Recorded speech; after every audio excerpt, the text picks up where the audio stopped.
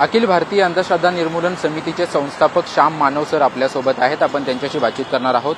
Sir, अनेक दिवसांपासून लढा तुमचा सुरू आहे, परंतु आता थोड्याच वेळापूर्वी तुम्ही शिवसेना पक्षप्रमुख उद्धव ठाकरेंची भेट घेतली. कशा संदर्भात भेट होती, काय दोघांमध्ये आपल्या नक्की चर्चा झाली? अनेक दिवसांपासून मला त्यांना भेटायचं होतं. लोकसभेच्या काळामध्ये जो काही मी महाविकास आघाडीला निवडून द्या या पद्धतीचा प्रचार केला, त्या संदर्भातही त्यांच्याबद्दल बोलायचं होतं. आणि आम्ही आता सगळ्या सामाजिक संघटनांनी आणि अखिल भारतीय अंधश्रद्धा निर्मूलन समितीने एक निर्णय घेतलेला आहे की येत्या विधानसभा निवडणुकीमध्ये आम्ही सगळ्या सामाजिक संघटना मिळून संविधान बचाव महाराष्ट्र बचाव हा एक मोटो घेऊन संपूर्ण जनजागरण सभा घ्यायच्या आहेत. माझ्या संघटनेकडे जवळपास 51 वक्ते आहेत. इतर सगळ्या सामाजिक संघटनांचे वक्ते असे मिळून आम्ही महाराष्ट्रभर 500पेक्षा अधिक सभा घेऊ इच्छितो. त्या संदर्भामध्ये मी सगळ्याच महाविकास आघाडीच्या नेत्यांशी भेटतोय. त्याच अनुषंगानं उद्धवजी साहेबांसोबत आज चर्चा झाली, बोलणं झालं. त्यांच्या कानावर मी आमची इच्छा सांगितली. एवढाच करता आजची भेट होती. म्हणजे महाविकास आघाडीमध्ये विधानसभा निवडणुका लढत असताना महाविकास आघाडीचे नेते सभा घेतील, त्याच अनुषंगाने तुमच्या देखील सभा महाविकास आघाडीसाठी असतील? नाही, आम्ही सामाजिक संघटनांतर्फे या सभा घेणार आहोत. मला प्रश्न विचारले जातात सारखे. पहिला प्रश्न विचारला जातोय, तिघं एकत्र राहतील याची काय गॅरंटी आहे? तिघं एक घटनेला बांधील याबद्दल काय तुम्ही सांगू शकाल? तिघं राज्यघटना आपली कॉन्स्टिट्यूशन जी आहे ती मोडीत काढणार नाही याची काय गॅरंटी आहे?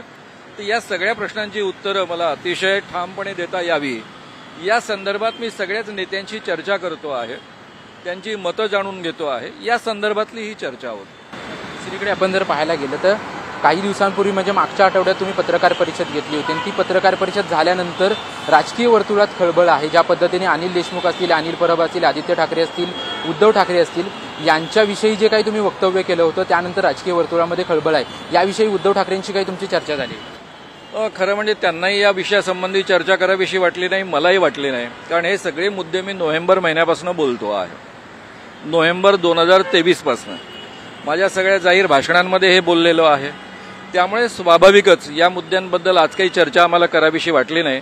आमची तासभर जी चर्चा झाली ती वेगवेगळ्या मुद्द्यांवर झाली. शेतकऱ्यांच्या प्रश्नांवर झाली, स्त्रियांच्या प्रश्नांवर झाली. सध्या जे काही आहे, ज्या पद्धतीची आश्वासनं सरकारने दिलेली आहे त्या संदर्भात चर्चा झाली. अशा विविध विषयांवर चर्चा होती.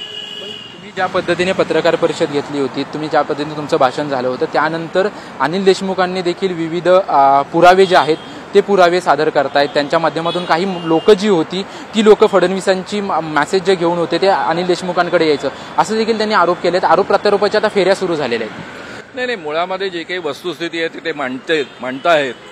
त्यांनी ती सगळी वस्तुस्थिती मला फार पूर्वीच सांगितली होती आणि त्यावर मी फार पूर्वीच बोललो होतो. त्यामुळे त्यात नवं काही नाही आहे. नवं फक्त एवढंच आहे की तुम्ही लोकांनी यावेळेस अधिक चांगल्या पद्धतीनं ते उचललं आणि त्यामुळे महाराष्ट्राच्या जनतेपर्यंत हा मुद्दा प्रकर्षानं पोचवला. त्याबद्दल मी तुम्हा सगळ्यांचा आभारी आहे. त्या पद्धतीने हा मुद्दा आला, त्याचा कुठेतरी विधानसभेमध्ये भाजपला म्हणजे महायुतीला कुठेतरी ह्या मुद्द्याचा फटका बसू शकतो. तुम्हाला स्वतःला काय वाटतं? नाही, मी स्वतःच हादरलो होतो ना ज्यावेळेस मला पहिल्यांदा हे कळलं की कोणी राजकीय माणसं या पद्धतीनं वागू शकतात, या पद्धतीनं षडयंत्र रचू शकतात. त्यावेळेस मी आतून बाहेरून हादरलो होतो.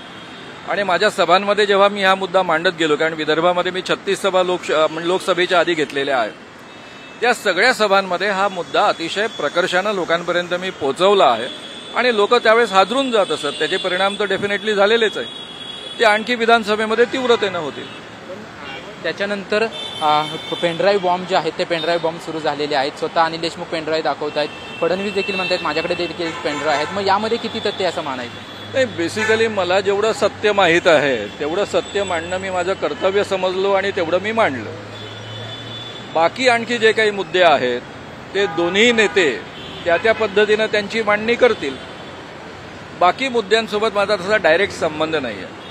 फक्त हे जे या पद्धतीचे ॲफिडेव्हिट दिलेले होते त्यावर सही करण्यासाठी सांगितलं होतं, या 4 लोकांना इव्हन त्यामध्ये अजितदादा या 4 लोकांना जेलमध्ये पाठवण्याचं जे काही षडयंत्र होतं त्या संदर्भात मला सिरियसली काही बोलावंसं वाटतं तेवढं मी बोलतो.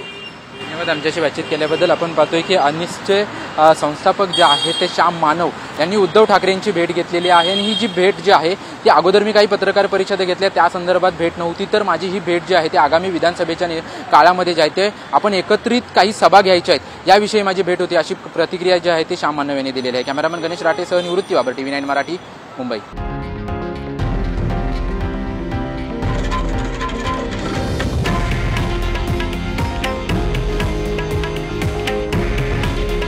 हे आहे देशातील नंबर 1 न्यूज नेटवर्क आणि आपण पाहत आहात TV9 मराठी. काळजी तुमची, हित महाराष्ट्राचं.